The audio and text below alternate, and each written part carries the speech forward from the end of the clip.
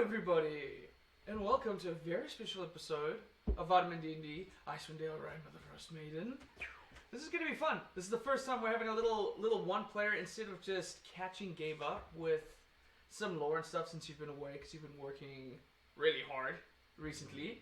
We figured, why not just have a cool little solo adventure and see if we can just fill in the gaps that way.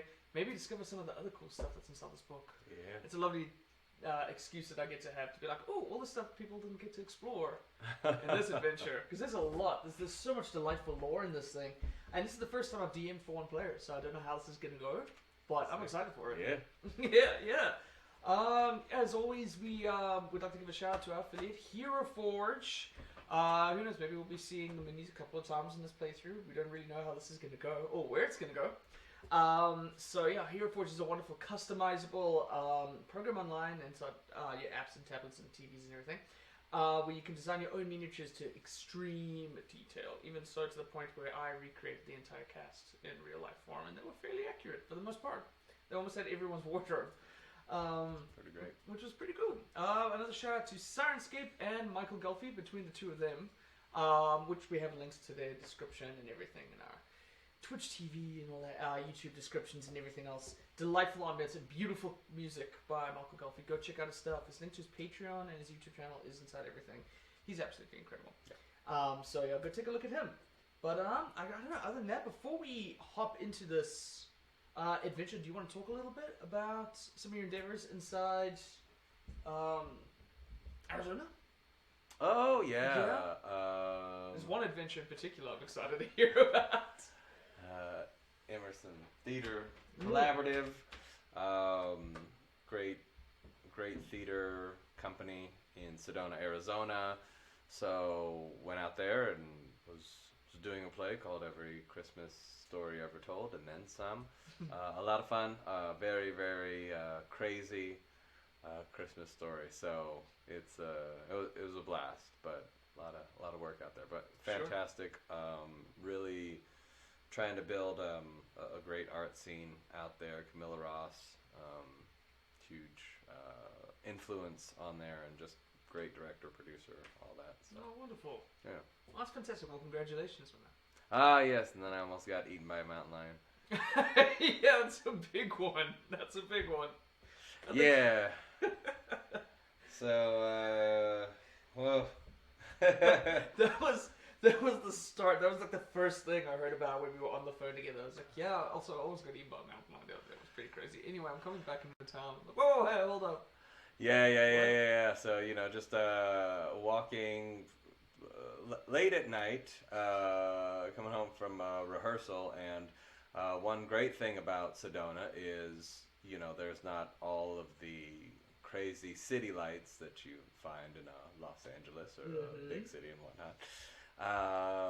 So I happen to be staying up by a golf resort, and gorgeous in the daytime, beautifully lit by the sun during the day, and lit by absolutely nothing at night. And oh no! Quickly find out that it is super dark up there, and so then I took out my phone flashlight, and just in time to see this massive four-legged creature go across the street. And I was like, well, that's not big enough to be a bear, but just a little. And so there just happened to be sort of this overpass, and on the other side were these rocks and red rock structures where the said mountain lion was kind of ranging and gauging me from, and I just kind of was on the other side holding onto the railing and trying to wave down cars for a good 20 minutes. And it was like a horror movie, because I was trying to call someone. Yeah. It would have been easy enough for someone to come pick me up, but there was no cell phone reception. Of course not. And even the little emergency cell phone stuff wasn't working, and I was like, Arizona. Cool. This is great. For 20 minutes. Yeah, 7 cars passed by. Didn't Oh. stop at all. I get it. Oh, no. You know, some Yeah, if you're random driving guy. in the middle of the dark where there's no cell phone reception. Sure, picking up someone I'm could be like scary. trying to wave down people with a flashlight and Yeah. like it's pretty. You know, when you're hanging off of an overpass, like yeah. you know, and trying to wave down people. I don't know. Yeah. It might look a little crazy, but also, how much of a threat is that guy? Yeah, that's true. It's an easy solution To deal like with. sort of stop and be like, what? Hello? Yes? And then finally I got someone to stop. It was still that situation. They were like, oh, yes? And Yeah. I was like, hey, there's a giant creature that's stalking me right now. Yeah. A giant animal. If I understand if you don't want to let me in your car, but can I at least just walk in front of your car with the headlights, and then if something snatches me up, you guys know can. to like call somebody or whatever. Yeah. And so yeah, I just finally got them to let me walk in front of their car, the headlights, and Oh my God. yeah. But that was there are certain moments where you're like, really, this is how I die? Yeah, right? It's Hmm. like, oh, I really want a different storybook ending than this. Yeah. But I mean, that's a really smart idea to be like, can I just walk in front of your headlights? Yeah. Like that kind of just alleviate people from the obvious scare Yeah. of like, I don't want a stranger in my car. Yeah, and Yeah. so I get it. I was just like, I need to get out of here. And the Yeah. thing had like come under the underpass, and so like I'm hearing it. Mm. Oh man, I was like, this. They're also deceptively huge. Because you think Yeah. like a cat, but like when you actually see the amount of muscle that's on this creature. You're Oh like, yeah, there's no chance. I'm fucked. Yeah. I'm fucked. and it was a big mountain lion. It Yeah. wasn't like and some local So residents lion. were like, oh yeah, we've seen that guy. He's a big. And I was like, Oh, yeah, yeah. so that's cool. That's Marcus. Definitely has a name, but Yeah, it's of course. more like manslaughter or something like that. Widowmaker. Yeah, for sure. Oh jeez. So that was a fun little thing. So Yeah. there you go. Well, hey, don't worry. So- You got your own feline companion joining you. Yeah. Little Pepe, you're on the right side now. I like it. This is a good side, and now I sort of know, the moment before Yeah. Pepe's enemies die, kind of What what they went feel. through. Yeah. This might change everything for you. Yeah, probably not, but Alrighty, well, I guess on that note, we're going to go into our intro before we begin this very special episode of Icewind Dale. Rime of the Frostmaiden. Is it on a button? Oh, there's a lot of buttons. Come on. Almost there.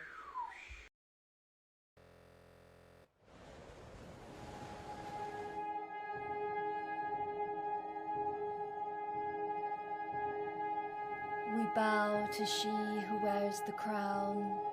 Let the world shiver with dread. Clad in winter's whitest gown, her snow enshrouds the dead. Her fury sheds but frozen tears as grey clouds issue forth. Her wind across the wasteland shears, bringing blizzards from the north. Ice-kissed flowers caught mid-bloom, beauty kept in all its grace. Summer's gone to its silent tomb, stilling in her cold embrace. And all the world in winter's white, sheathed in sleet and ice. Set upon never-ending night, she conjures paradise. Behold her everlasting rhyme, see how it covers all. Weep not for those she's trapped in time behind her glacial wall. Sovereign of summer's lost, general of winter's war, long live the queen of cold and frost, may she reign forevermore.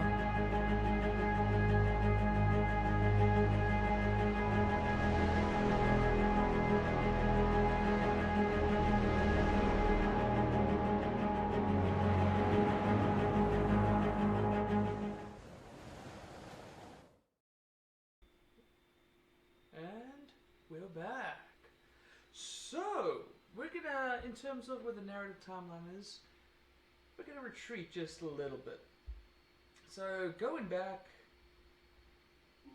to being just on the outskirts of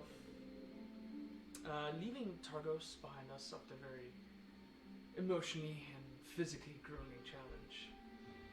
Burying some old friends and declaring ourselves as a collective sort of family, the good people headed out to the town of Brennan, where upon finally getting the rest that they need inside a nice friendly tavern, one of the ones inside the Horseshoe of Five competing brothers inside this cute little town. And as everyone took their turns to sort of go to their beds and find their sleep, you remember asking the innkeeper if you wouldn't mind seeing if maybe Pike was somewhere in town, or just at least letting her know that her old friend Atyrus was looking for her inside this inn.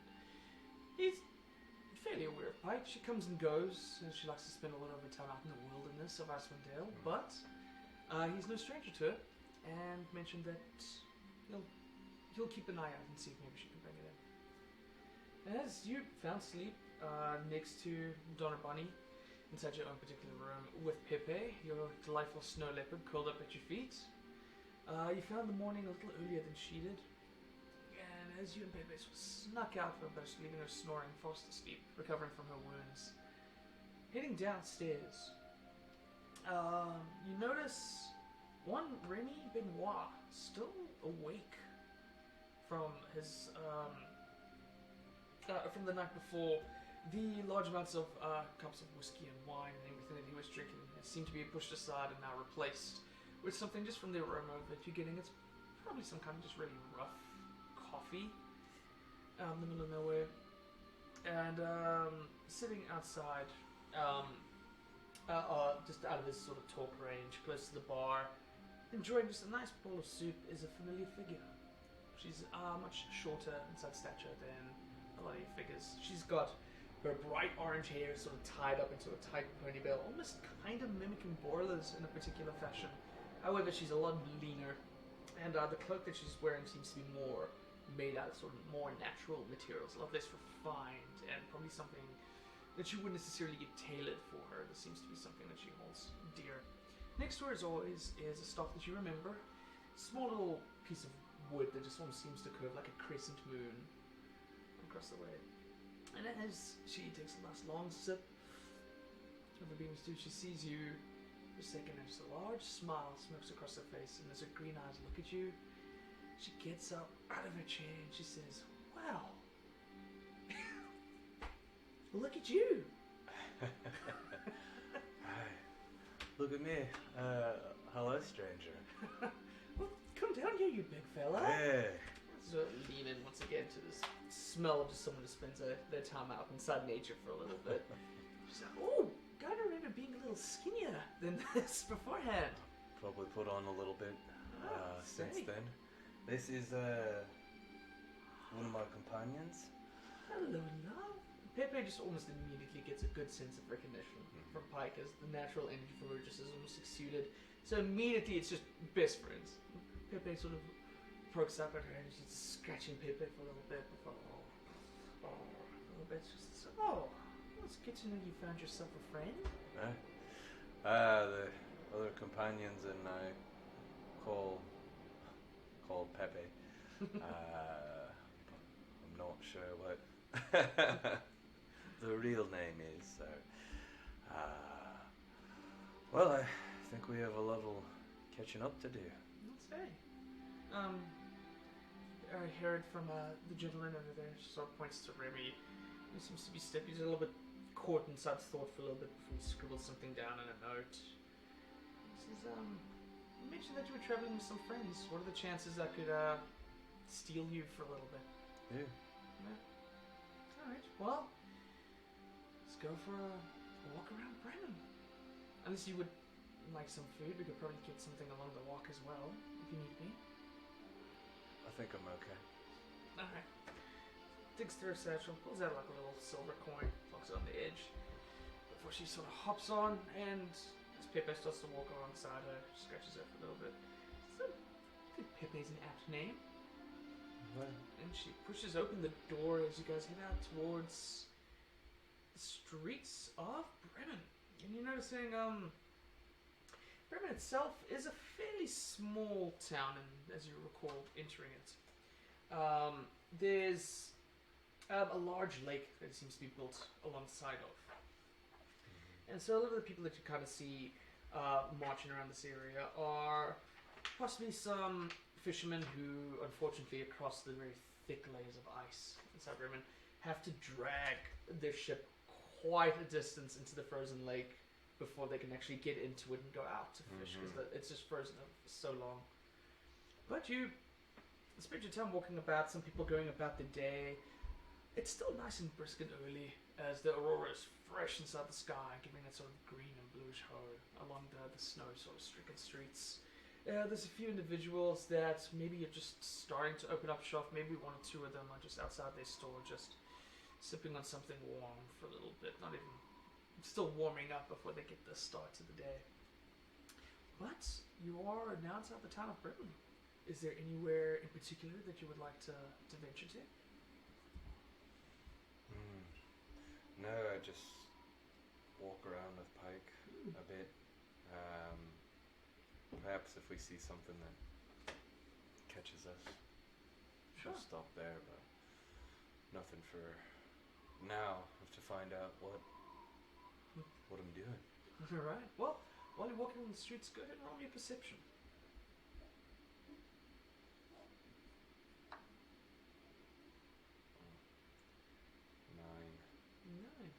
9. I'd say the first thing you do notice is, from the direction that you came, there is an individual that seems to be approaching you, and it takes you very quickly to size it up. That's stringing about, keeping warm inside his large trenchcoat is Rime. He starts walking past you. He starts to approach you and says, Hey, sorry, so the last track you as you were leaving there. Got a lot of caffeine in the system, you know. Yeah, listen, I was talking to the kid last night. I think they're heading off to, what's her face's ship? The Dark Duchess. That's the one over there, yeah. Figured maybe you, might be venturing off. You seem like the type. And, so he sort of pulls out a rough piece of parchment, and it seems to be just like a very basic map. It's not Borla's one that has the Dwarvish runes or whatever on it. He says, they're heading out to the sea of moving ice. It's, I was chatting to some of the boys last night, and so it kind of marked it off for you there. If, any point you get separated, well, I'd feel better with you there, with them, you know. Okay. Yeah. What's new for you? Shit, man. Everything. For the longest time, the only thing I knew was working for Atyrus, and it's just hard to think that he's gone. And now, you know, the kid giving me kind of like freedom. Like I don't even know how to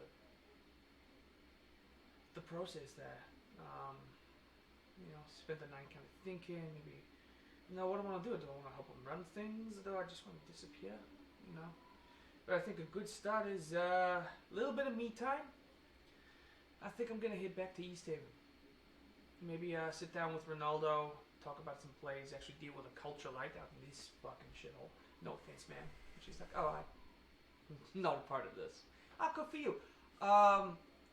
Yeah, maybe I'll do that. And then, I don't know, maybe look into this Arcane Brotherhood situation, that Daisy fella and the Spire, and there's a lot of secrets out here. Maybe it's better that, you know, we kind of get behind it.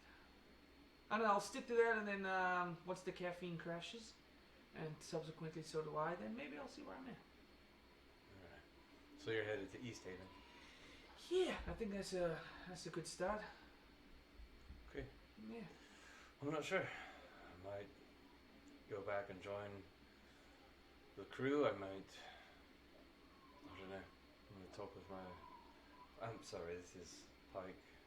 Oh, hey, so yeah, we met earlier. The caffeine's kind of doing this. Remy Benoit. What's that? Pleasure to meet you. And there's a sort of immediate contrast about this guy's very clear to the city and someone who's very comfortable with the coldness of nature. And that sort of height difference just kind of simulates that for a little bit. He says, alright, well then I'll leave you to it. You probably got a lot on your mind as well. I don't know, anything you want me to, I don't know, deliver, look out for in East Haven?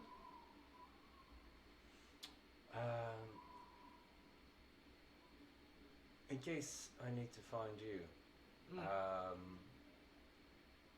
don't know. Perhaps you leave a marker or something, some sort of trail, breadcrumb, anything. Is there someone there that maybe I'll go back and talk to find out where you're headed? Sure. Yeah, mention it with Ronaldo. I'll probably be hanging out with him for a little bit. But I'll leave some breadcrumbs for you. Okay. Yeah. Sounds good. Look after yourself. You too. Ma'am, and you're pretty cool. Pepe just what's up for a little bit. Alright. See you, bud. And he kind of saunters himself over for a little bit, and there's a brief moment of like, and he goes back into the inn.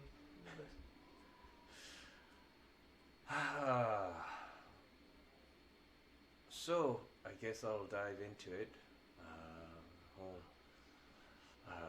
You know, thanks for helping me when I was, I guess, lost. Still kinda am, but it's been a long journey. A lot has happened, and I'm not quite sure if I came full circle with my dad. Sure. I know it. But I saw him. That's where we just came from. Oh, you did? I did. As much as I thought I'd want to kill him, I didn't. I see. And I feel like I don't know, almost have more questions than when I arrived. I can imagine that doesn't help with the feeling of being lost. Yeah. But I feel like I found my place with this group, these people, but I also think that I don't know. Might be time for me to move on, maybe not. Yeah, I certainly don't envy your situation.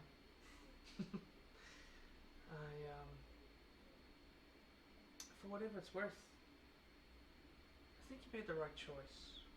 Not, well, I mean, once again, in layman's terms, I don't really understand the relationship too much.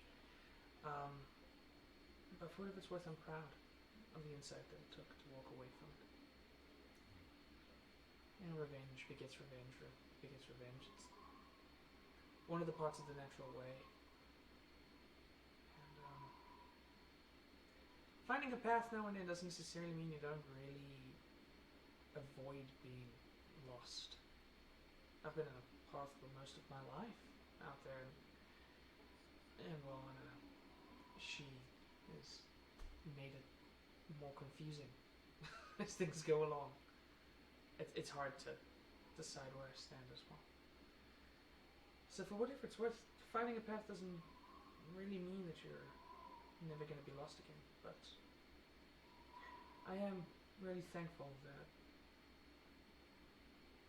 you've done some good with the second lease of life. I've heard the stories of the good people.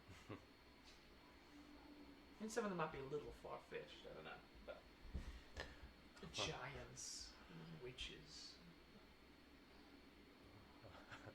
Probably not as far-fetched as you would imagine. Really? Oh yeah. Is there anything that you need, Pike? A walk would be nice. Yeah, let's walk. She takes you out of the city for a while as we're going to change up. There's a brief moment where you guys travel along the side of the lake and leave the town of Brennan. There's some trees and sort of gather around what looks to be more sort of hilly terrain towards the east. And it takes you on another sort of walk as the three of you just start to trudge through the snow. Her light form barely crunches the snow underneath her feet as she seems to walk along. And as you start to travel, the trees become kind of noticeably derelict as they start to go. And a lot of the sort of trees and leaves that would remain on eventually start to wither away to what just looks to be just a bark graveyard that travels along before there seems to be a sort of natural hillside for the longest time. As it gets March for some time, there's a moment of her taking in a sort of natural way.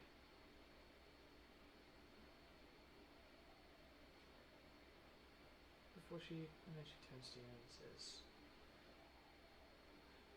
I'll be honest, I'm conflicted.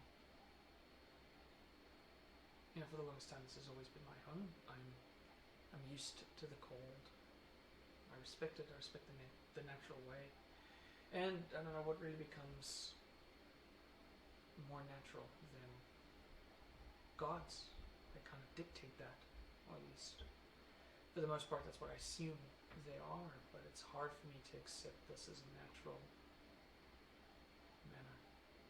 The way everything is dying, and everything does during the winter, but there's always roots that are deep enough to survive to the next spring, and that's the point of the winter. It's the hardships that you're supposed to,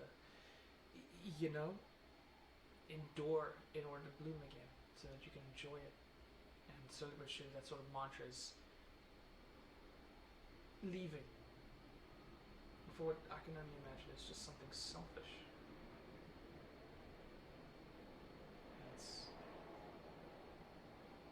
it's hard. It's hard for me to express it.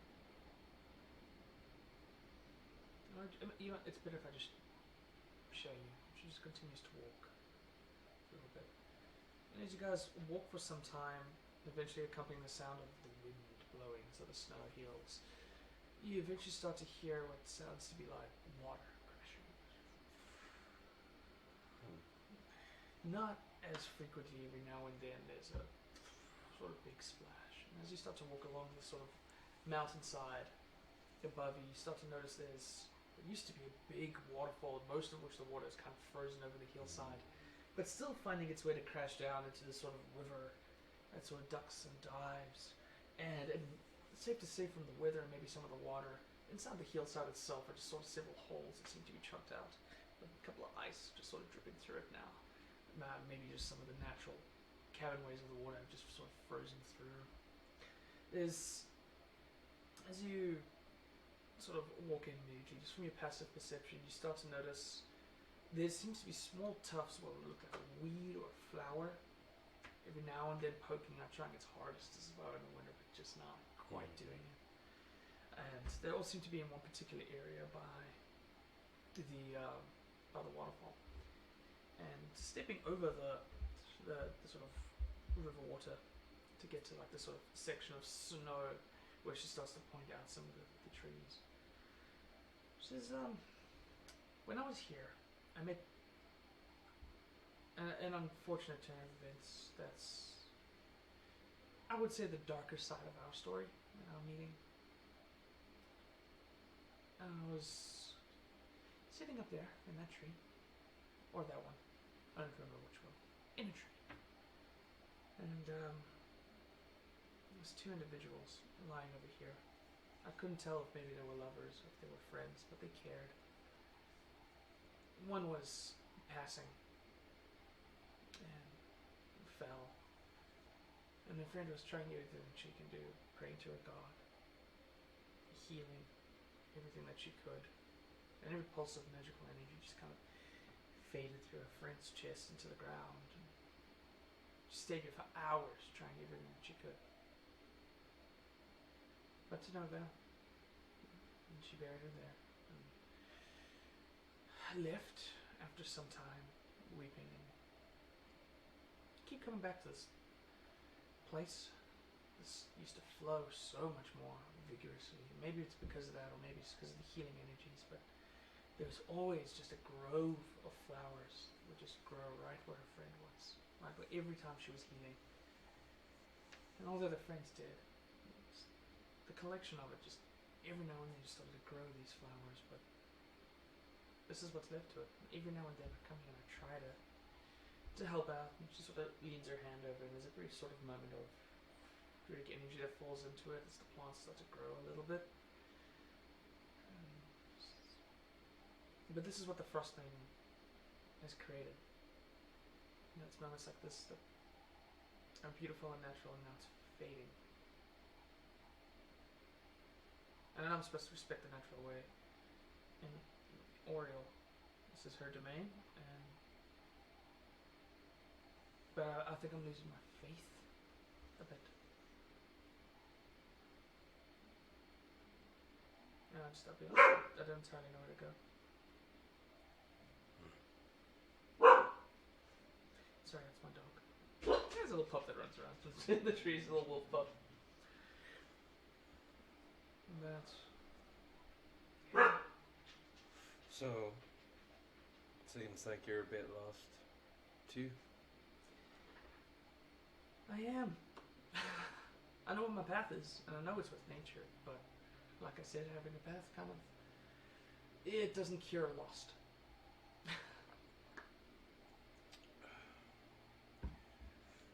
So, obviously you've been running solo for a while and can take care of yourself, I'm sure.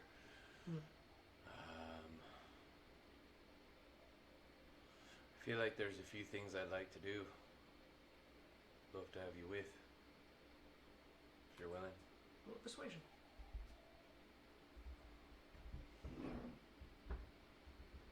Sure, man. Persuasion. First one was much better. 14? 14? Alrighty.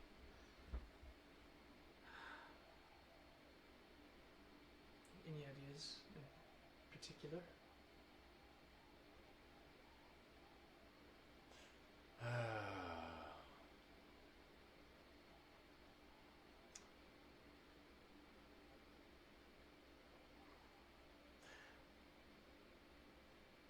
I still have some unfinished business in Targos. One is a little quest for knowledge. Because there's something going on. And the other is, well, less than chivalrous intentions, less than good intentions, but, you know, I can certainly take care of that on the side. That's fair, I suppose. And,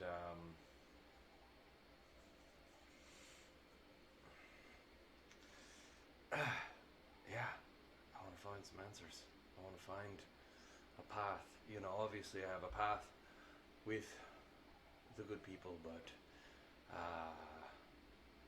there's still something inside that's eating away at me. In Targos. In Targos, I have to find out what my father's up to. He's wanting, you know, to sort of set a place for Dragonborn in the world. There's stuff I don't quite understand, like his sacrifice, and I don't have any more business with him, but it just seems like there's something else there. Something nefarious, you mean? Yes. I see. He mentioned that there is a tiefling that he hired to kill my brother. Do you know anything about that?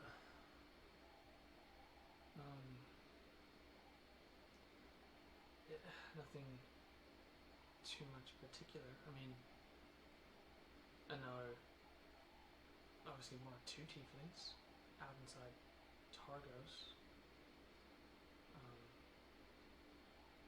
There's, you know, whispers amongst some of the animals of the particular event, but nothing too solidify. Did he mention anything else?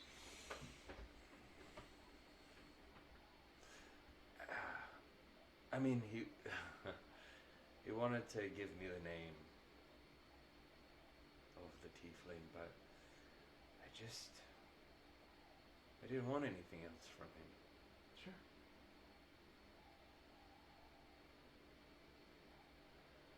But I am curious. I'd be lying if I didn't say curious as well.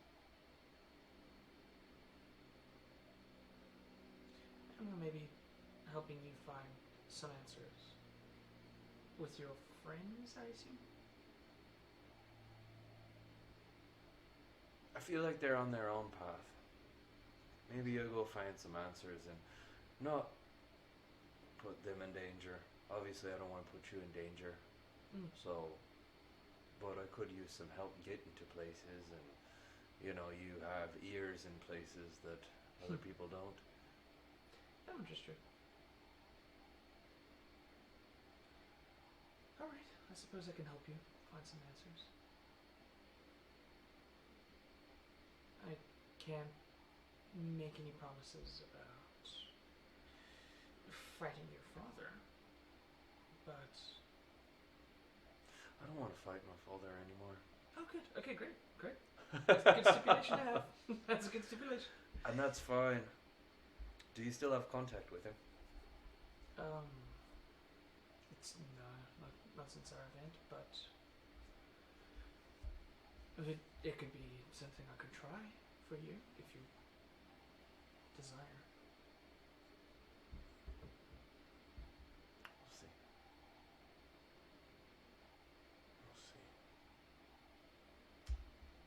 We're out here. Roll me a perception check.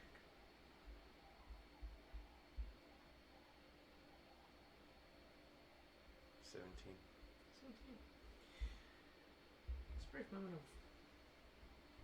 During this discussion, you do hear a small breaking of a branch at some point, and it's almost as if the natural sound coming around the area, there's a brief something that stops at the sound of the breaking branch.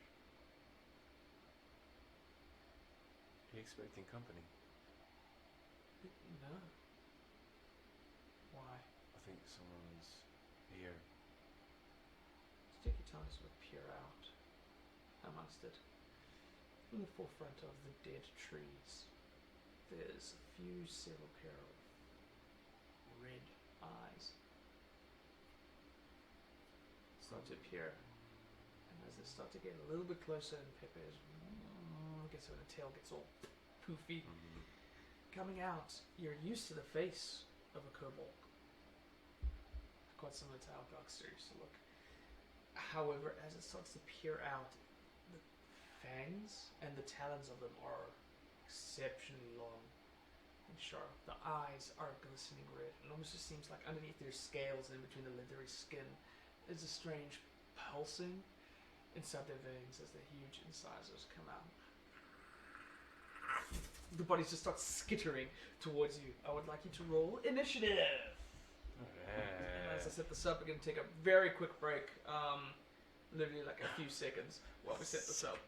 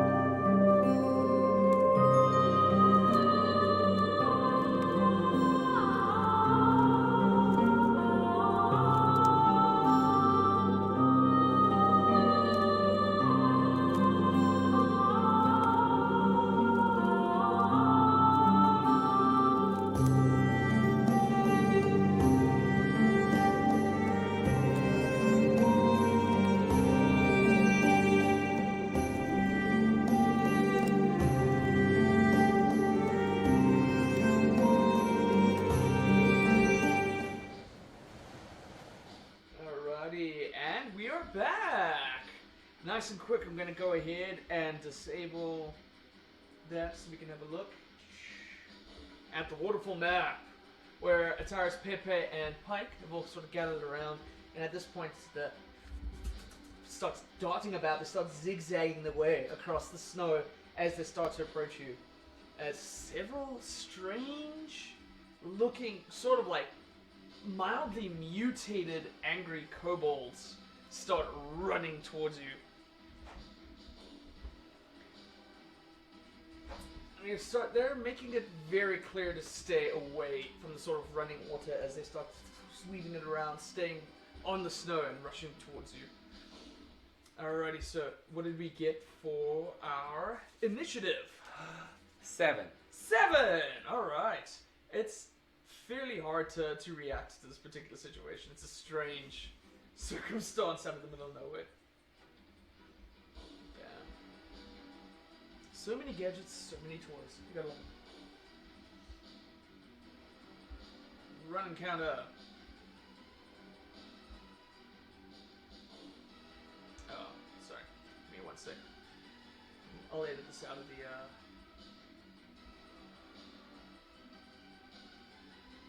What is opportunity attack?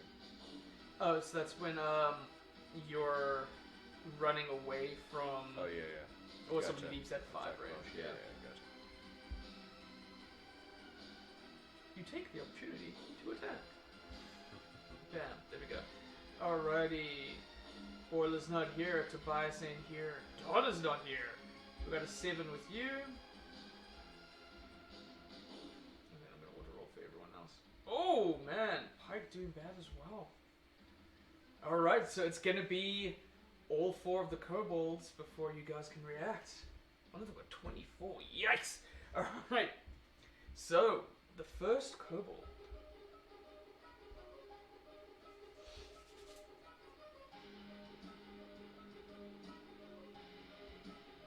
Comes running around on all fours, and as it leaps up with its talons and its claws, it tries to go and tries to bite into Pike. So 5, 10, 15, 20. As gonna try and make a bite attack on Pike.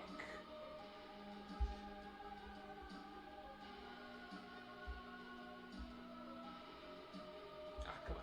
There we go. Oops, that went to Mars.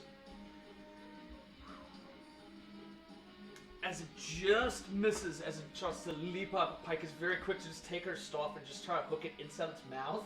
And it's just like, it just starts to like hold it back as this thing is just flailing crazy. The next up is this individual. He's going to try go 5, 10, 15, 20.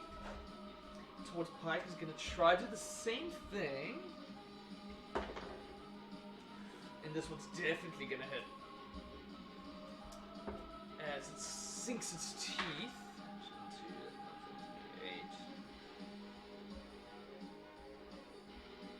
8. Oof. It deals quite a bit of damage as his teeth just sinks into her arm as she's holding it off. And you can just start to see there's a strange kind of pulsing coming through it. As she starts bleeding, it almost looks as if it's trying to suck the blood off of her arm. Next up is this one who's going to go 5, 10, 15, 20, 25, 30. And it's going to try and make it leap at you in the same sort of manner. That's going to be 17 to hit. Yep. Alright. It's going to be a plus... Oopsie, oopsie, oopsie. Oopsie, oopsie.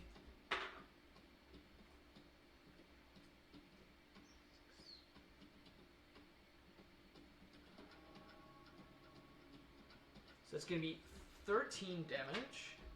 As it starts to sink in, you guys can start to feel something's entering your bloodstream and starting to fight it off.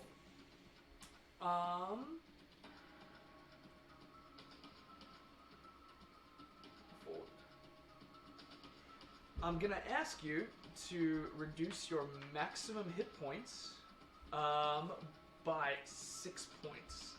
As you start to feel some kind of cursed effect is seeping into your blood. How do I do that? I think it's possible to... Max HP modifier. Yes. Okay. Oopsie. Come on, Spoofy. Didn't do much. How do I do that? Okay. Alrighty. So now this thing's starting to suck on your blood, and you're starting to feel whatever curse it was is slowly starting to drain your heart. These red eyes are just like feasting into your arm. And the next one is going to come running to do the same. 10, 15, 20, 25. Oh, it can just make it to you. As it leaps in and tries to go for another one. That's going to miss. AC is 16, correct? Yep. Alright, cool. So, as it's just leaping up in towards you, just smack it back with the one that's already biting into your arm. Alright, so that's going to be all for the kobolds. Next up is Atyrus, followed by Pepe, followed by Pike. How do you want to respond?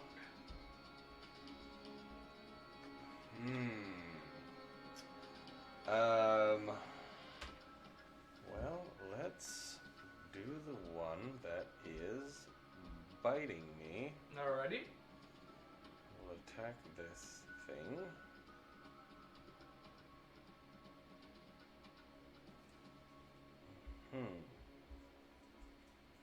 Okay. Yes. With a hand axe. So. Man, I forgot how to roll with this thing. Okay. Wow.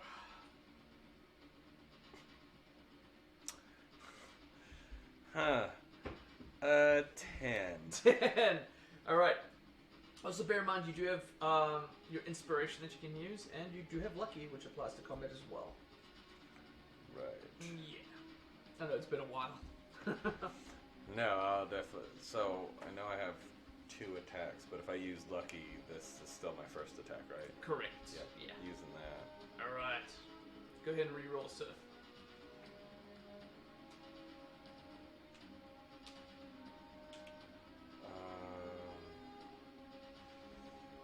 Except I'm going to now try and do the long sword. Alright. Alright, much better. 22. Oh, that's definitely a hit. Go ahead and roll your damage. As you psych it out very quickly, trying to grab your hand axe, it starts to react to it as you just pull out your long sword and go for a slice. How much we got, sir? 7. Alright.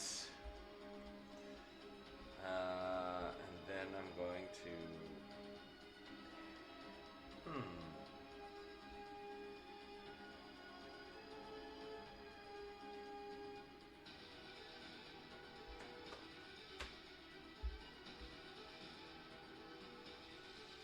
Maybe this cone thing, your cone. Oh, okay, they go for the breath? Yeah. Alright.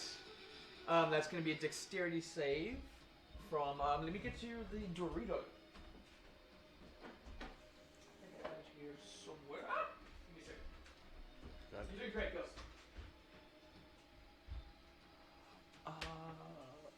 We're gonna take this moment to... nope. Okay.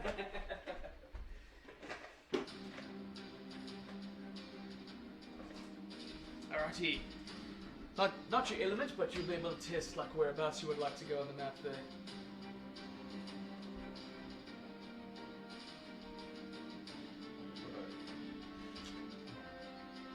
Yeah, you'll be able to get about 2 of them from this particular angle. Ooh, be a bit loud. That's a loud song.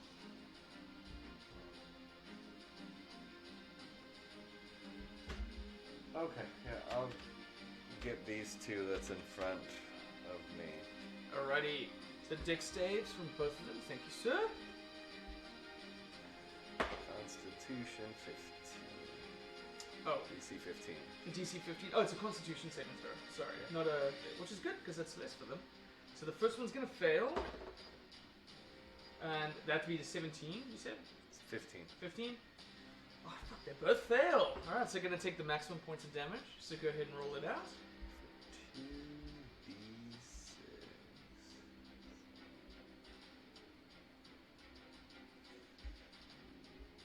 That's at 6th, so that's 6th level. So then I do 3d6, right? Yeah. It's a 6th, right? If it's your racial trait, it might just be the first level, unless it mentions otherwise. Let's have a look actually. I got Yeah. these goodies right. 2d6 cold damage. 6th, 3d6. 11th, 4d6. 16th, 5. That's true because it's based on the level that you are at, and yeah, so it'll be at 6th because you're at level 8, so it's going to be 3d6 points of damage.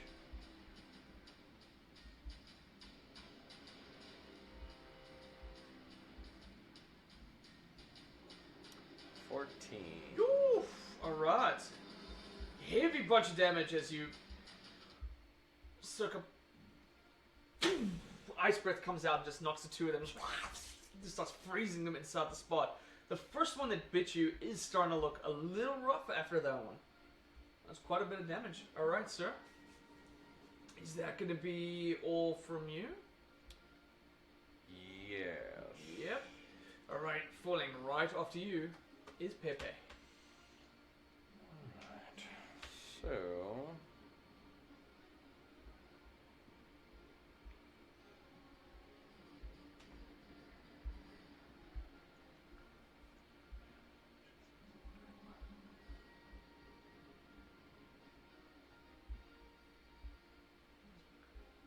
Okay, so let's see here.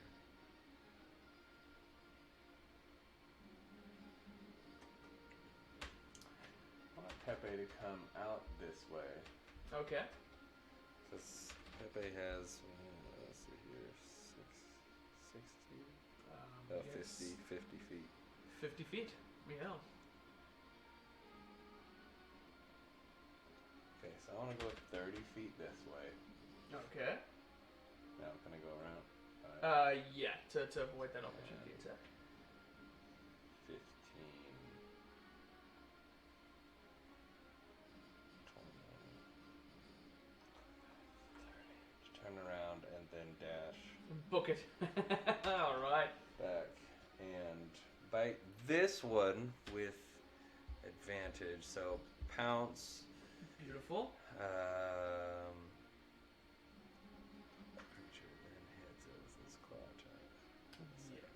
And then if it hits, it makes a strength saving attack or become prone, correct? Yeah. Awesome. Yeah. Alrighty. As So- there's a of smoke as Pepe just starts runs around in a circle and just comes charging back and jumps on his back. Go ahead and roll with advantage, sir.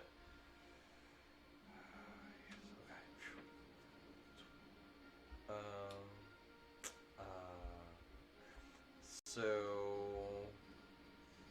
what was it? 15. So let's see here. It was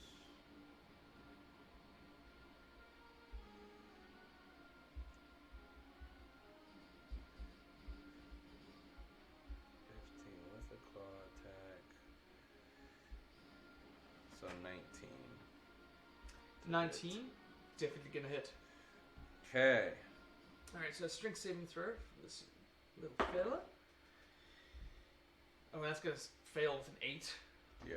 Alright, so considered prone, as now Pepe is jumping on it, and I think it also gets to make another bite attack, Right. correct? So you can this roll prone for panic can make one bite attack against its bonus action. Yep. Beautiful. So you can roll with advantage for that, if you want. And then you can just do your total damage. Okay. But I have to do a claw and a bite, right? Correct. Yeah. 1d4 plus 2. 1d4. 6. I think that's it.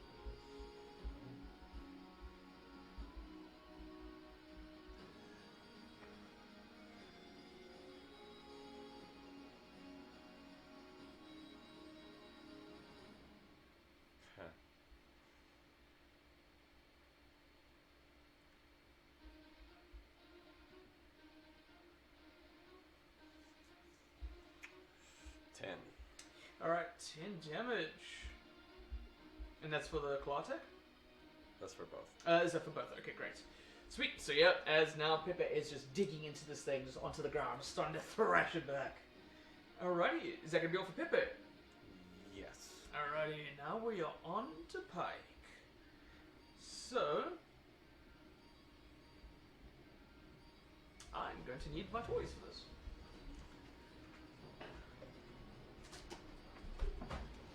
Toys, toys, toys, toys, toys.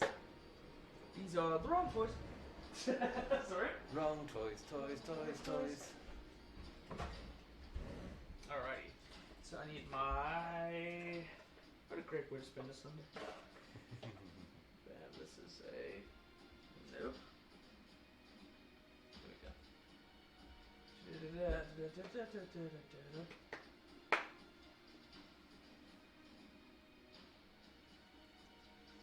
Oh yeah, that's kind of brutal.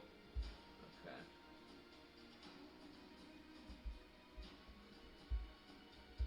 There we go. It's gonna be you.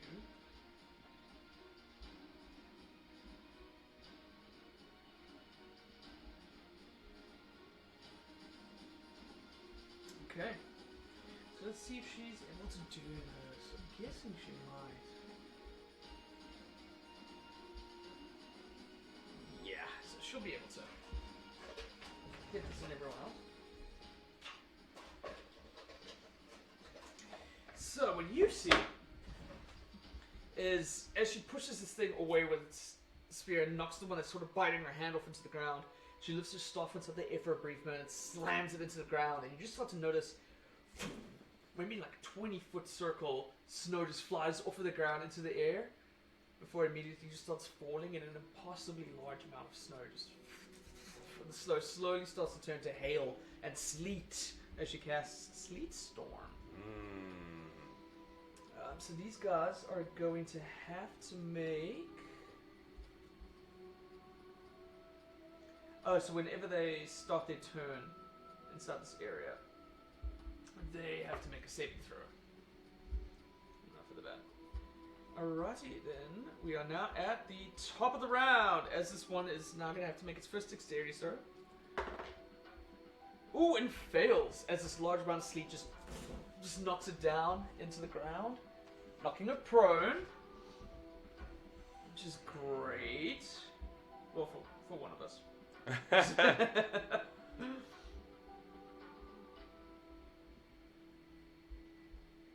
Alrighty.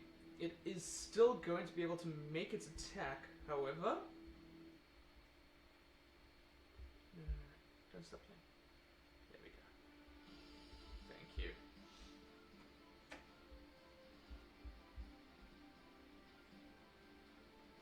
It is going to get disadvantage on the attack, however, because it is prone. So it's going to make that attack disadvantage. Oh wait, but it has pack tactics, which would give it advantage. So it's just going to be a clean roll for a bite. With the natural 20. Okay. Oh shit. Okay.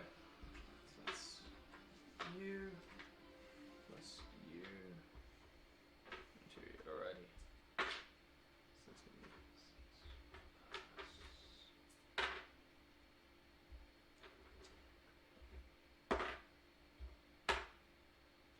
Alright, for a good chunk of damage.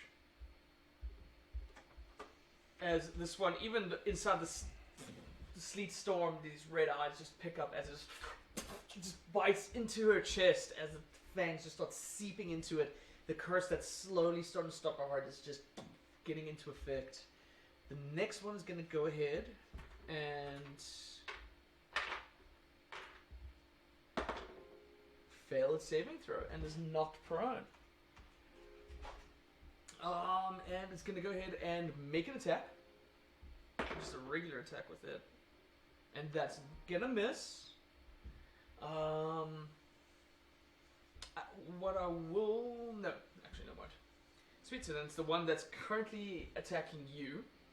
It's going to go. Has to make... Fails its dexterity save. Is knocked prone.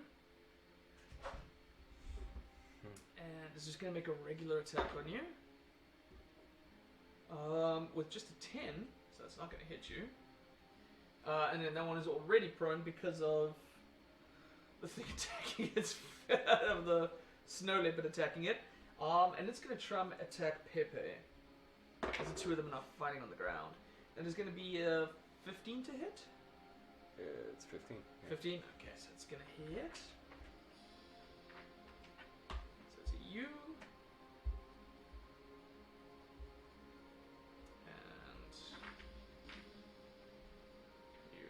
Under U. Alrighty. So Pippa is going to take. So Pippa is going to take 11 points of damage. And her maximum health is going to drop by 4. And what I'll tell you that you notice that is as it's biting into Pepe's side and just sucking its blood, you can slowly start to heal. Some of the damages and the wounds from Pepe are slowly starting to heal with every sort of sip of blood that this creature is just trying to get. Did Pepe get the temporary hit points? Yes, Pepe would. Because she's part of the team.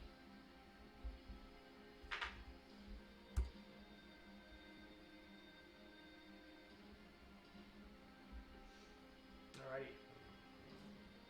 So now we got Atyrus, followed by Pepe, followed by Pike.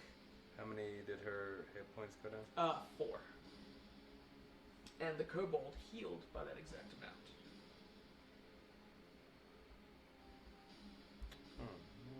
How to do that? Okay. I mean, you can always make like a paper note at some point, but yeah. D&D Beyond's working on it. You're doing a great job. Yes. Okay.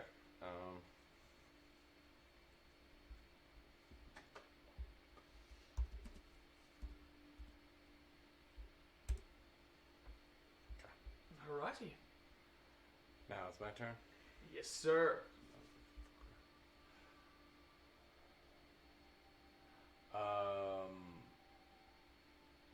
Okay. Yeah, I'm gonna smash this first one. Alright, beautiful. Roll with advantage because it's currently prone. Final down.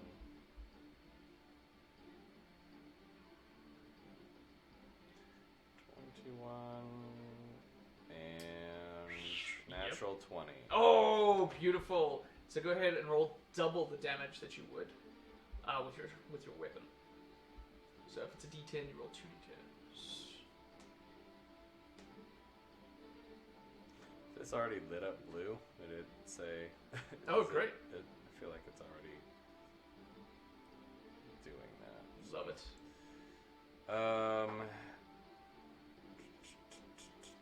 That's so cool that it lights up and doubles it for you. Yeah, so it says crit. So okay. Oh, wonderful. 8. All right. Solid hit on that first one as you just slice it off of the ground. Go ahead and make your second attack if you wish.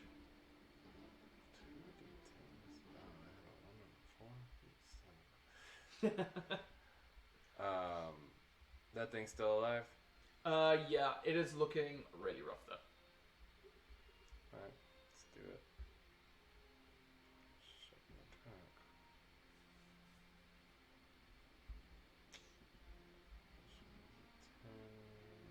Oh. 10. Oh, just not enough, I'm afraid. As you're able to go in for the second strike, and it's just slipping away inside the snow. Lucky. Alright. This thing is going to die. Okay, so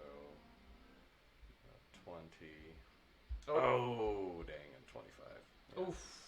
Close. Alright, but it's definitely gonna hit. So go ahead and roll.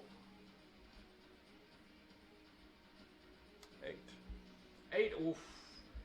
Thing is on its last limbs as you're finally able to just slice it up. At this point, it's trying to cling onto its blood, more in desperation for the crimson than anything else. But it's looking bad. Alright. Alrighty. Cool.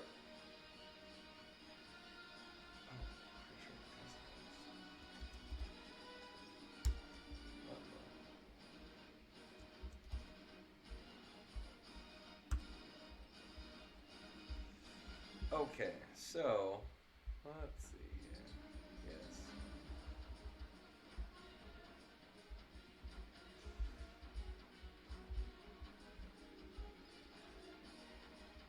Yes. Here's a question.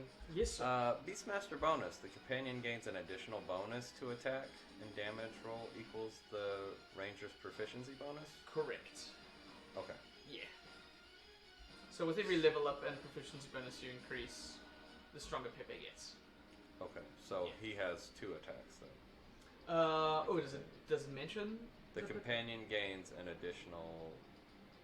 Oh, bonus to attack. Bonus okay. to attack. Oh, yeah. Gotcha. So it adds the proficiency bonus to it. Yeah. But I think at a certain level, I want to say it's like 11, Pepe is going to get additional attack. So he'll get a multi-attack. Alright. And Pepe gets advantage? Correct.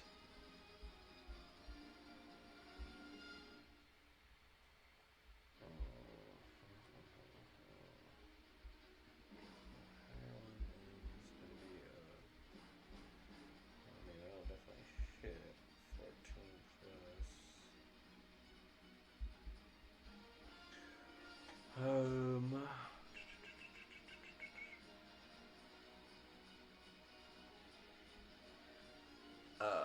18. 18, definitely gonna hit. Go ahead and roll some damage.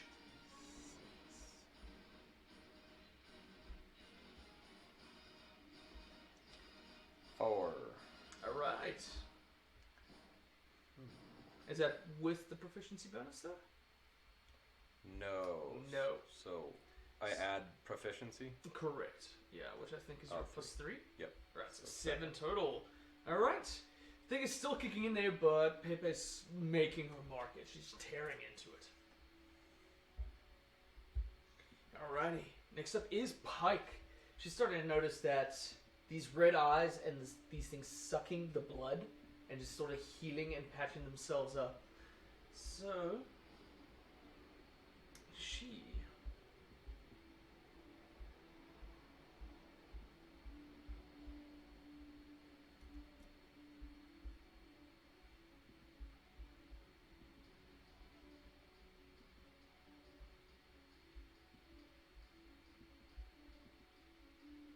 Okay, so she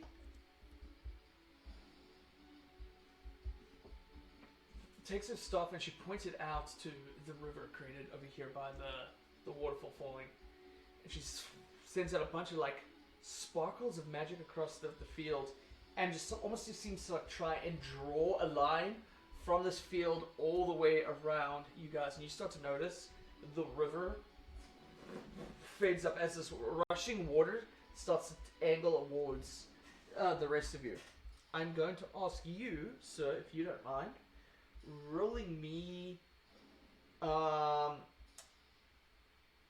me an investigation check. I'm gonna change this up just for the situation that is in here. Oh! 1. You start to see this. Natural 20. The rushing water comes maybe about shin deep, and as far as you're concerned, she has sent this water rushing past you, and you start to feel the cold and the wetness along your feet, and it starts to dampen everything inside this area. I'm gonna roll for the kobolds.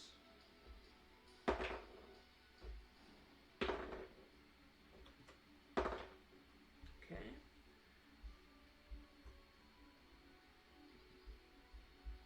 Alright. As the water starts to rush on by, there's an immediate surgence of panic. For as this rushing water is running by these kobolds, they immediately just go, start freaking out. And now that it's the end of her turn, the first kobold experiencing this rush of water is just going to get up and book it. As now there's water rushing all in this area. So it uses half of its speed to climb up. And it's going to run 5, 10, 15, 20, 25. That away as it just tries to get it out of the water as best as it can.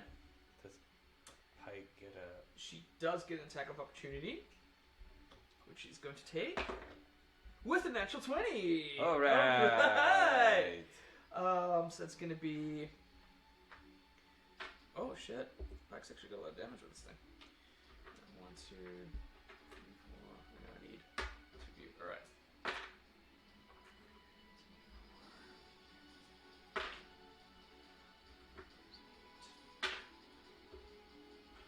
Oh, hell yeah. Hell of a strike at the back of this creature as it attempts to run away. She just conjures up with her other hand, kind of similar to Sifik, as its blade forms out of ice, and she just stabs it in its back. The thing just shrieks out in pain as it just continues to run with this icicle sticking out of its back. The next kobold is going to do the exact same. Get up and book at 5, 10, 15, 20, 25, 30. Where that one is. She used a reaction, so she can't get another attack. Oh wait, they can't move that far because they were prone. I'm sorry. They have to use half their movement to stand up. That was my bad. But yep, they're all going to do the exact same. As this one gets up and tries to book it, you can make an attack of opportunity if you like, sir. D20. Correct. Yeah, with whichever weapon you would like to use.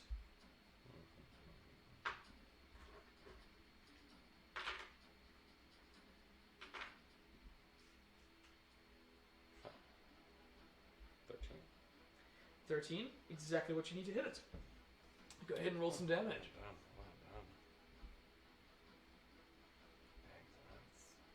done. 11. 11, alright. How do you want to kill it? Gets up and runs and just nicks like the spinal cord. Oof. Its legs just go limp as its body just... It just falls onto the ground and blood just starts seeping out of it. As it is dead. The next one on the ground is freaking out and is going to try its best to do the same thing as it uses half of its speed to get up. And it's just going to try... it's going to try to go... it's going to try to run this way. It looks as if it's trying to book it for the mountain and start climbing up it. A Pepe can make an attack of opportunity as it's running away. 14. 14's going to hit. Roll some damage for Pepe. And add the 3.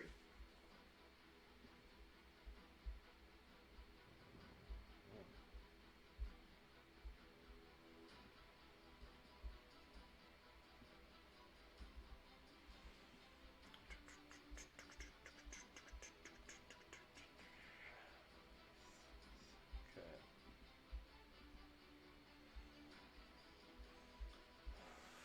7. 7. Oh, not enough, I'm afraid. As it's just able to book it out of Pepe's hands. 5, 10. Oh, but he hit it. That was damage. Oh, I'm so sorry. Yes, that's right. Apologies. How much was that? 7 damage. 7 damage. Oof. Hefty enough as it tears a whole bunch of scaled flesh off of its back, but it still manages to book its way up and is now maybe climbing 10 feet up the mountainside as it runs away. Alright. Atyrus, it is your turn, sir. Oh, that was their turns, huh? Yeah. Oh, They ran away in reaction to the running water. yeah, that's right. Okay.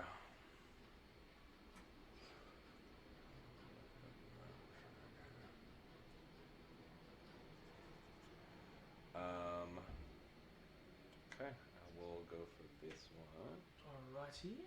The longbow. Beautiful. Go ahead and roll some damage. It's attack. Oh, attack, sorry. Son of a... Needed that one. 9, so I'm gonna lucky it. Beautiful. The glint in Atyrus' eye as he redirects his shot. Oh man, 9. Oh, the exact same. Yeah, I'm sorry. As it just ducks out of its way. So then I get one more attack, or do I have to hit for that second action? Oh, no. You still get your second attack. You're good. There we go, natural 20. Yay! Okay. Beautiful! Double your damage, sir. 13 Yo. damage. Hefty amount of damage as the first one misses, and as it ducks into the snow to dodge out of the way, you notice its one arm just kind of buckles a bit, taking advantage of it. Hits it right in the side of its shoulder. Nice hit. Alrighty, if you're done, then that is going to be up to Pepe. Pepe will chase this guy up, Beautiful. which will then be 15, 20. I think Pepe can Bounce. jump that high, correct? So I'm pretty sure. It's only 10 feet. it'll show me. Yeah.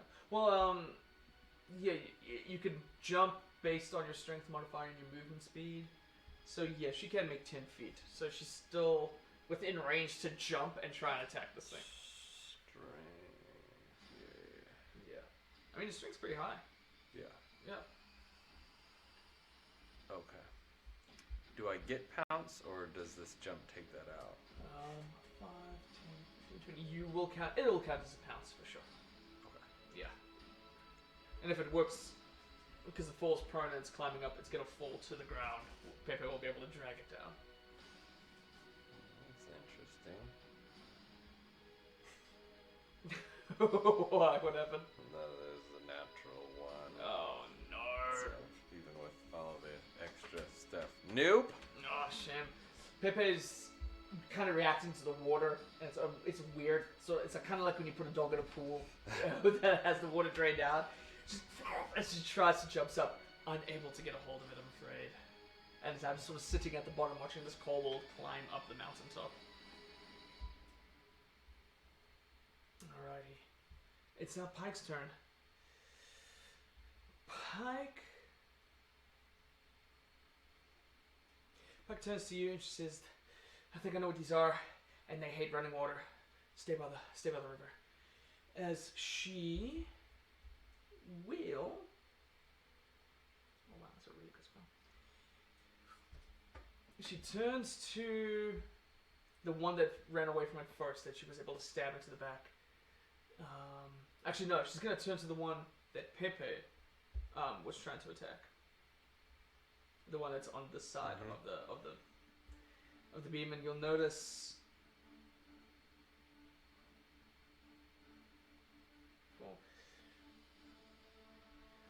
she puts her little ice dagger, just sort of fades it away, and grabs the staff with both hands. Holds her staff up towards, and you can start to see inside the beam of Aurora. As this massive moonbeam comes striking down from the Aurora onto the sky. It's going to make a con save. Okay, so it passes. So it's only going to take a certain amount of damage. It's going to take half damage. That's a decent amount.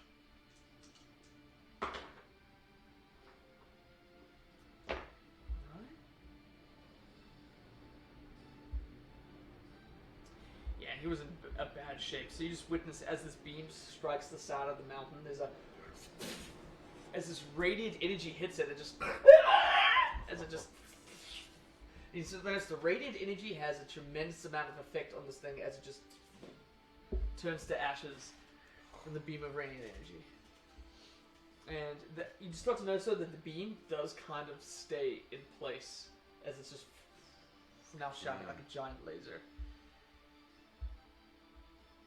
I'll say, witnessing these events, these two are just gonna take their turn and book it. They will both use their actions to dash, to double their movement speed, and they're getting the fuck on dodge. You notice they leave 60 feet this way, back towards the forest from whence they came. So they won't be on the board, but you do still see them dotting off into the distance. And it is your turn, sir. Longbow. Alrighty, go ahead and roll. It's still well within your range.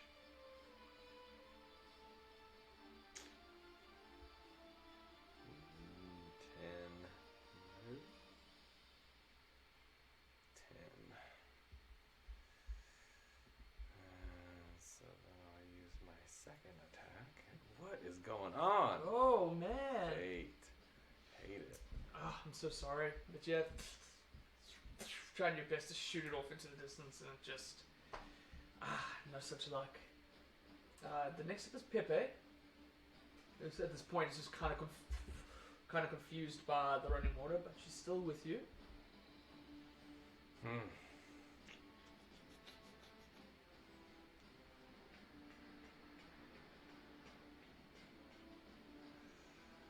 Yeah, I feel like Pepe will just go after. Oh yeah? Yeah. Alrighty. Pepe takes off and heads on out. So she has 50. 2, 3, 4, 5, 6, 9, 10. So she can get quite far.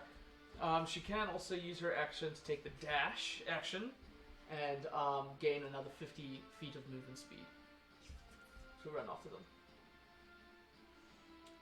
Okay, she'll do that. Yeah? Alright. And at that point, I will say she is able to catch up to them, like right on their tail as she's now running across the beam. Next up is is Pike.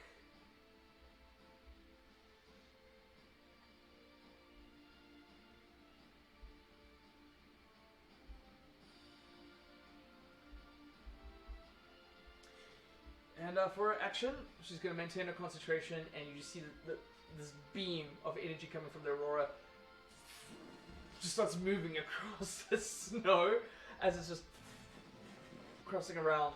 Doesn't make it all the way to the kobolds, but it is now just booking its way to join Pepe and the kobolds. Alright, so next off, inside the distance, now that Pepe is attacking it, they're going to try make an attack on Pepe. And they're going to gain advantage because of the two of them there. That's going to be a 16 on the highest roll. Alright, so it's going to be a U. And a U and a U.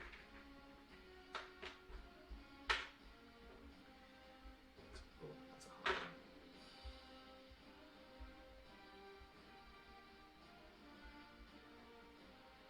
Alright, so Pippa's going to take 9 damage in total. And her max health is going to be reduced by 2. As once again, the fangs are just seeping into it. And that kobold is going to gain 2 of the hit points. Next one is going to do the same with advantage. First one is a miss. Second one's a 19 to hit. So it's going to do the same thing.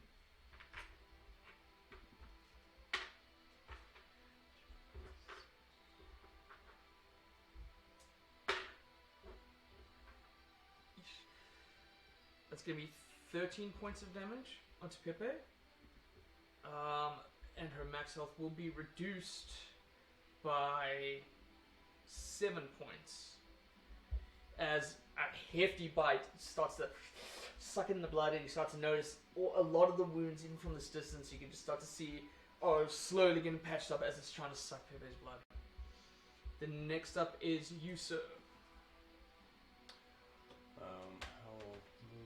I can to get in range of these things. Great. So with your longbow, you're still quite within range, but you can move 30 feet forward if you like.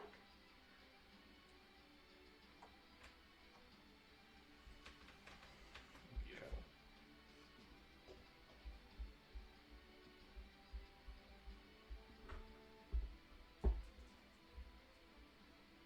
24.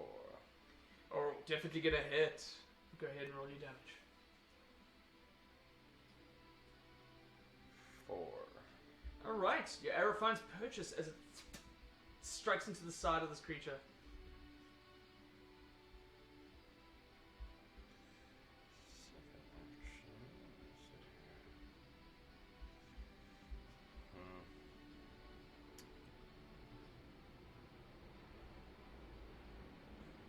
Use that first strike just to, since bonus action, or? Correct, yeah, it'll be a bonus action. But yep, once again, that bow and arrow is enchanted. 17. Get a hit. Go ahead and roll your damage and add your Zephyr.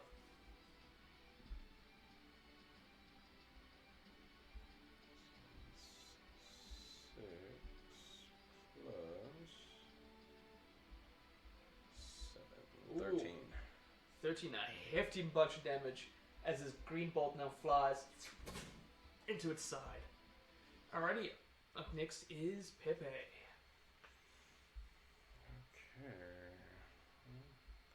Certainly will.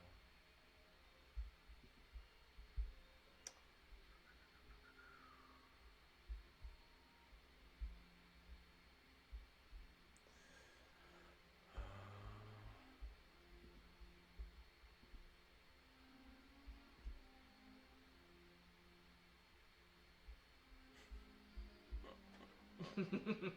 No. That's like 8. What do I need to hit? 13. Yeah, no. Ah, shit. Alrighty then. Next to this pike, she's going to do the same, and she's going to start moving 5, 10, 15, 20, 25. But she's going to continue sending that beam right, which at this point will be into range. But real quick, what I'm going to do for us as we're moving to another location, I'm going to go ahead and... Bam. I'll just add another location out here. And then we can start moving you guys up that way. I'm just going to make sure that this is on repeat so we get our cool animation over here. Where'd you go? Where'd my mouse go?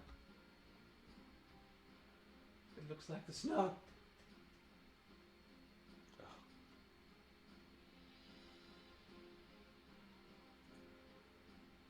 Bam! There we go. Alright, so as you guys are approaching, I think maybe we'll plunk you guys about here. Okay. Walking through the snow just to keep the directions about the same. She's able to be just behind you.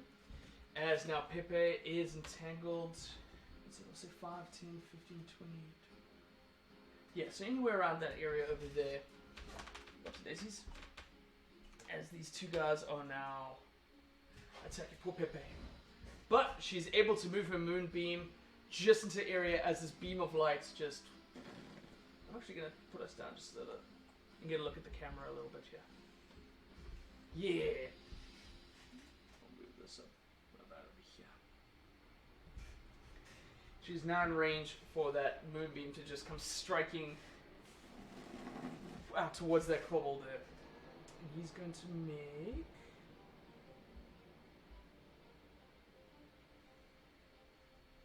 Constitution saving throw. And he just beats it, so you can take half damage. But of course it's fucking incredible. There's 14 points.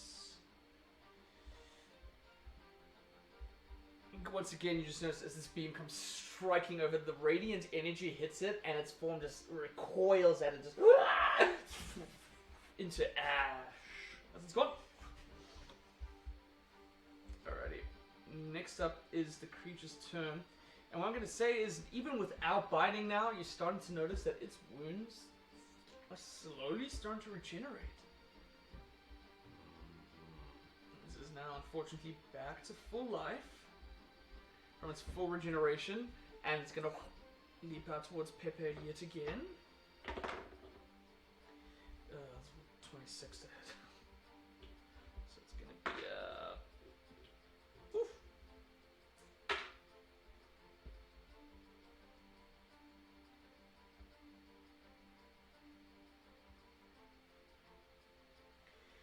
That's going to be... So she's going to take 8 damage, 4 of which is going to reduce her maximum hit points.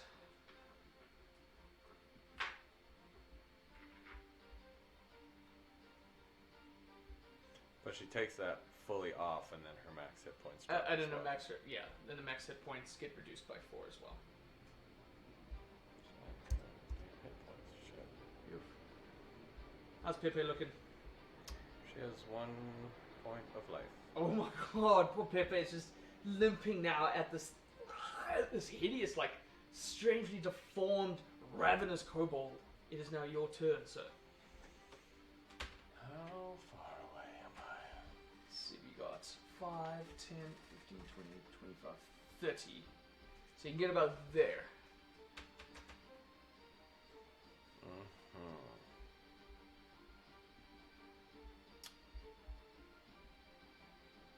D&D Beyond, don't do that. Oh, D&D Beyond, don't you be doing this now?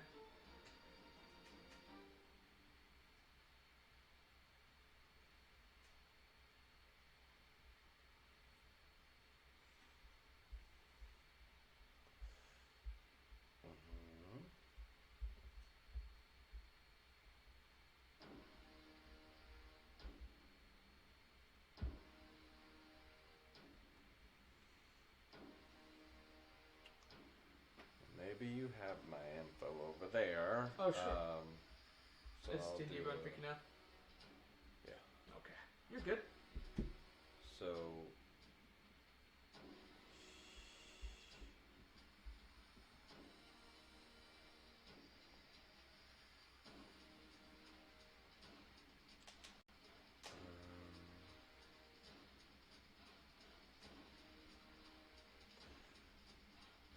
I think I'll do healing on Pepe.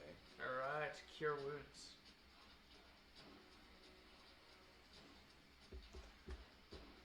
Okay, here we go.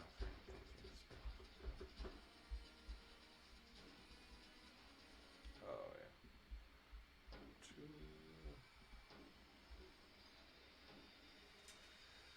As you place your hand on the side of Pepe and some of that green energy goes into it, some of her wounds start to patch up as well. 9. Alright, 9 HP. That's something. She's able to pick herself up just a little bit.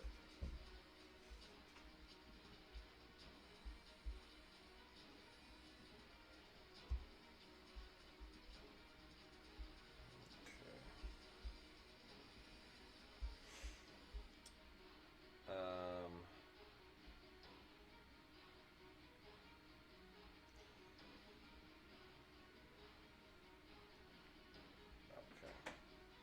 I'm not close enough to hit this thing with longsword yet. 5 feet. No, but you won't be impeded for using your bow. Okay.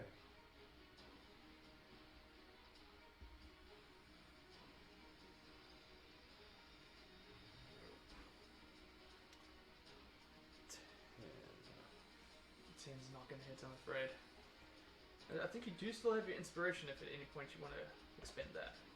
Yeah, what does that mean? Oh, you can re-roll any die that happens at the table. So you can re-roll one of your own. If I happen to roll like a natural 20 with a giant or whatever, you can use your inspiration to cancel the natural 20, and I'll have to re-roll it. Nope. I'm not gonna do that. Okay. So I guess that was my turn. Alrighty. We got Pepe.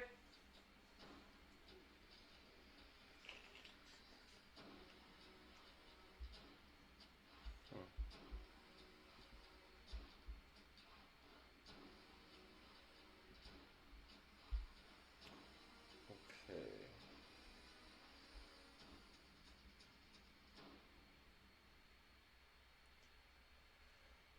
Yeah, well, I mean, let's bite this bastard. Beautiful. Go ahead and roll.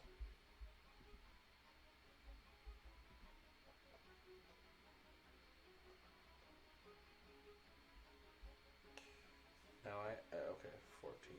14's gonna hit. Roll some damage.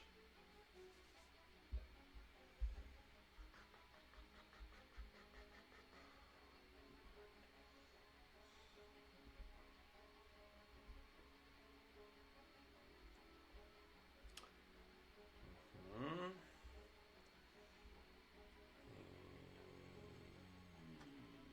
11. 11 damage. Love it. Alright. Pepe's fighting back now. She starts biting into this other thing. At the end of Pepe's turn, that moonbeam is just gonna move over. It seems to curve around Pepe before it settles on this thing and strikes again. And this one fails. It's going to take quite a bit of damage.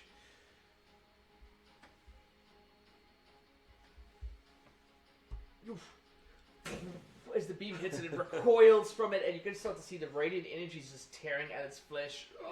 But it springs back up and is ready to go again, and it's gonna. You do start to notice, though, it slowly starts to heal up from its natural regeneration, and it's gonna try attack Pepe again. However, at this point, it is going to be disadvantaged under the natural light. Okay, that's a good thing. So it rolled a natural 20. All right, so it is going to hit with a 16.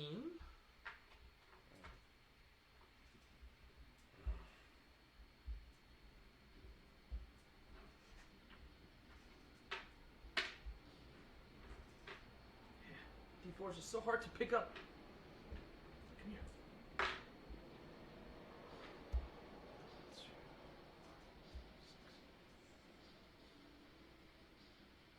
So it's going to be 8 damage, and her health will be reduced by 4 in maximum health. As it's going to seep it in, and once again, as it's just absorbing Pepe's blood, you can just start to see some of its wounds are slowly starting to patch up again as well. Atyrus? Alrighty. Getting your advantage, good for the flank. Go ahead and roll.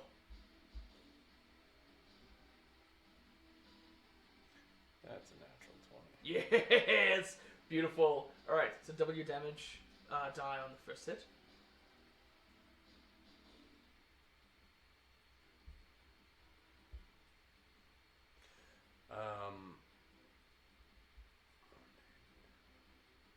That's interesting because it just rolls 2 instead of doubling it. Oh, correct, So- yeah. So you roll twice the amount of die. Oh, gotcha. Yeah. 10. Ooh, gorgeous in that first hit. Getting a solid strike along its back. Go ahead and make another attack. If you wish. Oh, yes, I wish.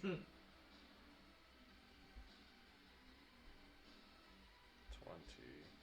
20's gonna hit, roll your damage. 11. Oh.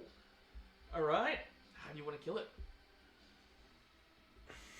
I'm going to take its head and crush it. Oh, beautiful. Off that first hit, it just looked like it just wants to run away. As it starts booking, there's a solid... As you step on its tail, it's... As it lifts up from, like, the running impact, just catching it and... snapping it. Then falls to the ground, dead. Its corpse just sort of... before long. Giving out. Alright, and the fight has kind of died down to the end. As poor Pepe is just sort of lifting his poor self up.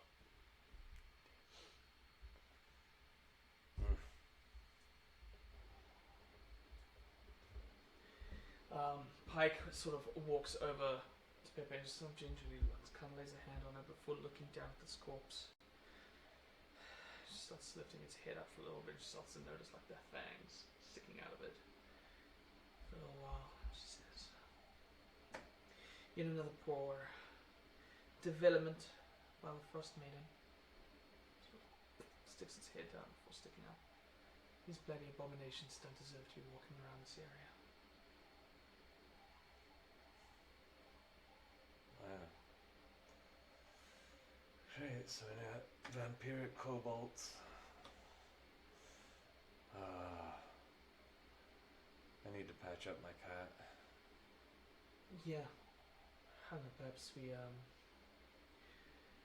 can find a safe area to camp out and heal up in. Yeah. What direction do you wish to travel towards your friends? Or we'll be able to find, between the two of us, we'll be able to find safety somewhere together. Alright, pause.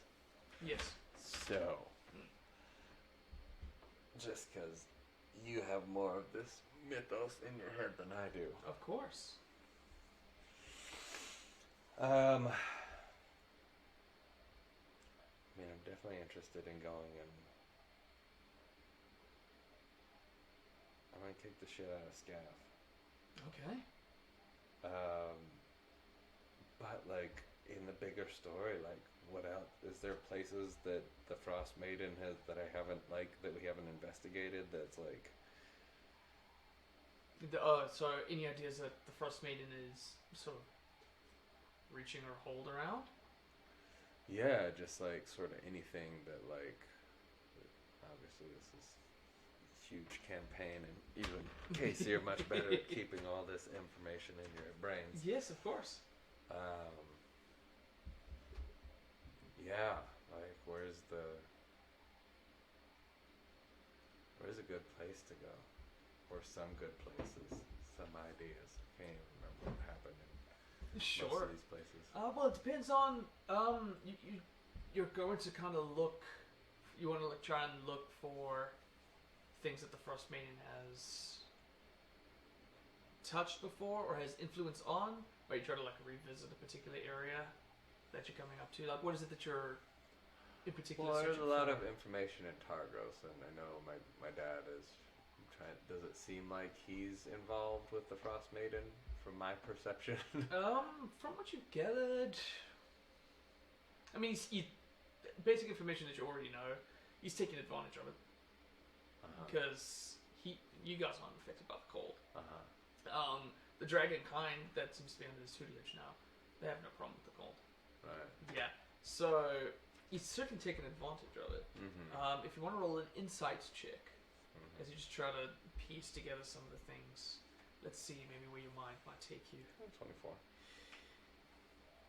So a lot of the prowess and energy that he was using, the divine sort of summonings that he was using behind his hammer, you get an idea that maybe he is connected through some sense of divinity.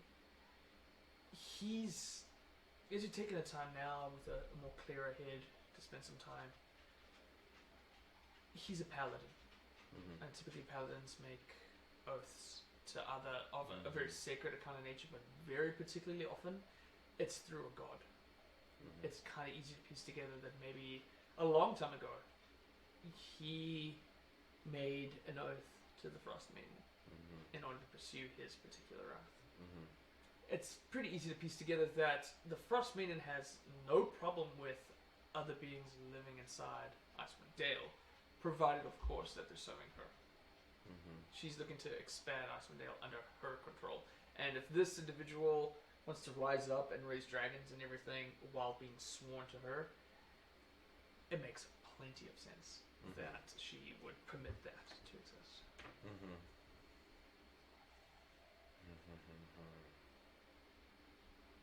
Okay.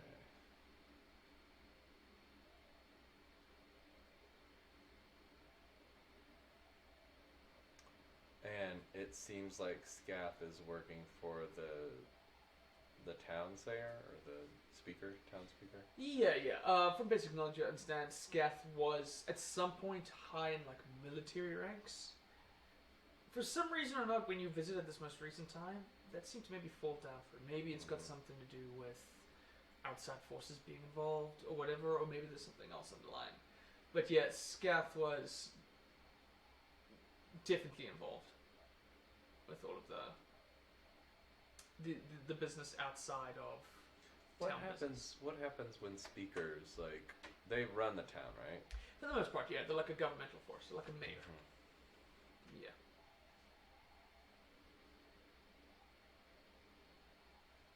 Okay.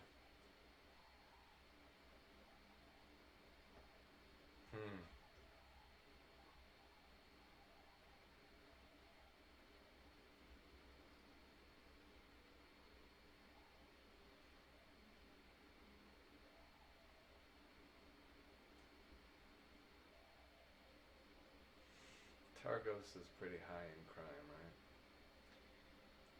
Yeah. Is there anybody there that I know that's, like, good? You mean, like as a good person? Oh, yeah, there'll be a few. There's one or two members of the guards that, do their jobs. That particular, there's, still regular citizens like, fishermen, bakers, the occasional tailor or weaver, somebody just owning a regular shop. Yeah, it's not a town of ne'er-do-wells, but there's an underlying criminal activity that, for the most part, one way or another, seems to be running the joint now, especially with Nerth inviting the Zentarim in. And all right, cool. yeah, All right, cool. all right. So, spending the time between the two of you, you've got an escort of somebody that's native to this area, and yourself as a ranger. I'm gonna make the DC very low to find a safe space for you guys to heal. So just go ahead and roll me a survival check. And I'm gonna make that challenge rating just a little lower on this one because of the 19. circumstances. Oh, great, yeah. It doesn't take you long before you progress along the mountainside, finding yourself a sort of safe cavern-like area that you're able to sort of come inside. And then once again, there's another spell as Pike goes ahead and uses her wand to sort of stretch the mountainside of the cavern's area to sort of block that particular area. And while she does that, once again, just make me another investigation roll.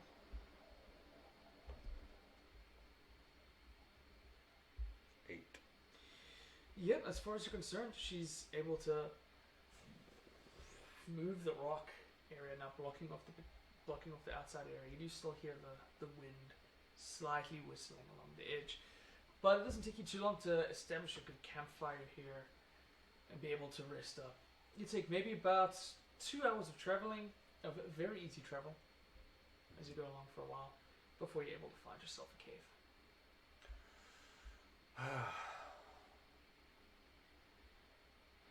Alright. So there's certain things that I'd like to set in motion, Pike. I'd like your help. Obviously, you don't have to be as involved as you were with those abominations, as you called them, but certainly would like you by my side. Be honest with me here, Atyrus. Does this have absolutely anything to do with attempting to stand against the Frostmaiden? I mean, overall, yeah. Okay, I'll take it.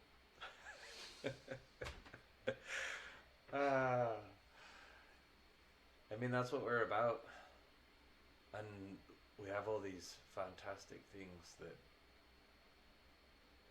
we've heard some stories. Okay. Probably seem unbelievable, but they're pretty true.